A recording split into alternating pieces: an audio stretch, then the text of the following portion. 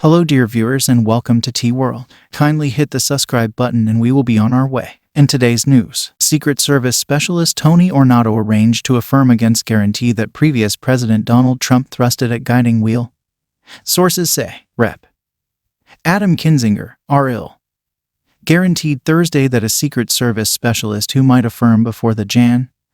6 Council about the timetable of situation that developed around previous President Donald Trump during the uproar likes to lie. 2 Secret Service specialists, Tony Ornato and Robert Engel, are ready to affirm before Congress that then President Donald Trump didn't jump at a directing wheel or attack them trying to go to the Capitol during the Jan.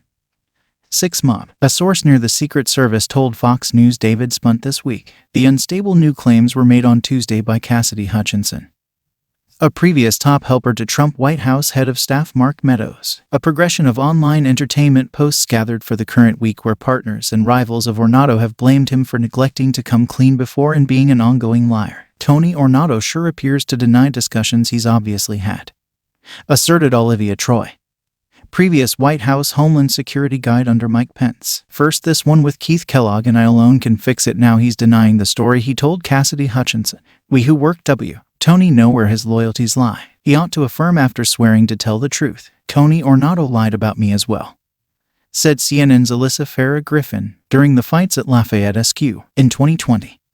"I told Mark Meadows Ornato they expected to caution press organize there prior to clearing the square." Knowles answered, "We aren't doing that." She added, Tony later lied, said the trade won't ever occur. He realizes it did. The hurricane of assaults on Ornato's dependability grabbed the eye of Kinzinger, who openly remarked that Ornato lies frequently. "There is by all accounts a significant string here. Tony Ornato likes to lie," Kinzinger composed. Rep.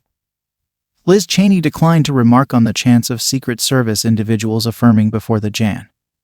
6 Board of Trustees after 2 specialists questioned claims about Trump's way of behaving during the mobs. At the point when proceeded whether the Secret Service individuals would talk on developing story errors and witness declarations, Cheney challenged, "The advisory group has addressed both Mr. Ornato and Mr. Engel, and we invite extra declaration, having sworn to tell the truth, from the 2 of them, and from any other person in the Secret Service who has data about any of these issues," Cheney told ABC News. In other news, in a segment taking note of the proceeding with impedance, Republican Party individuals are running for Donald Trump as the Jan 6 committee uncovered more proof of the previous president's connects to the Capitol rebellion. Political researcher Jeffrey C. Isaac from Indiana University, Bloomington, singled out Rep.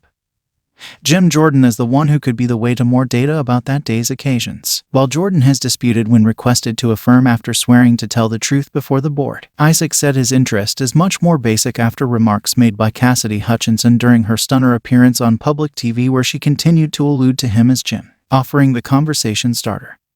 Was it just the inordinate indignation and brutality that bubbled over? Were they essentially locally available with Eastman's legalistic dreams that the Electoral College vote count could maybe blocked with just at least disturbance and savagery? He blamed the questionable Ohio Republican who is in line to the seat of the House Judiciary Committee assuming the GOP takes the House in November. There was a second in Hutchinson's declaration when this question momentarily sprang into view. She remarked that Jim had been attempting to arrive at Meadows by telephone as the Capitol was being penetrated.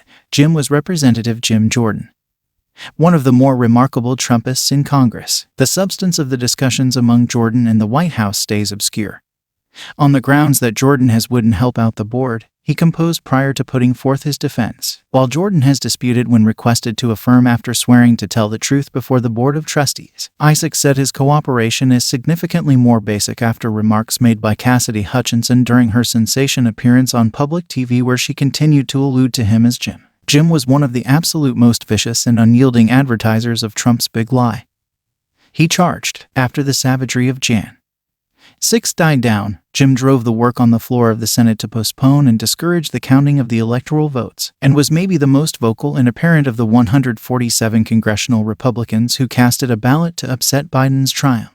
Jim was as vociferous in his resistance to Trump's second denunciation as he was to Trump's most memorable reprimand, adding, "In the months since Joe Biden's initiation, Jim has pursued a steady expository conflict against the Democratic faction and guaranteed that on the off chance that the Republicans retake the House in November, he will involve his situation as approaching executive of the House Judiciary Committee to coordinate a progression of formal reviews to research the Bidens. Hearings that would certainly make the Benghazi probe of Hillary Clinton in 2015 appear to be an outing.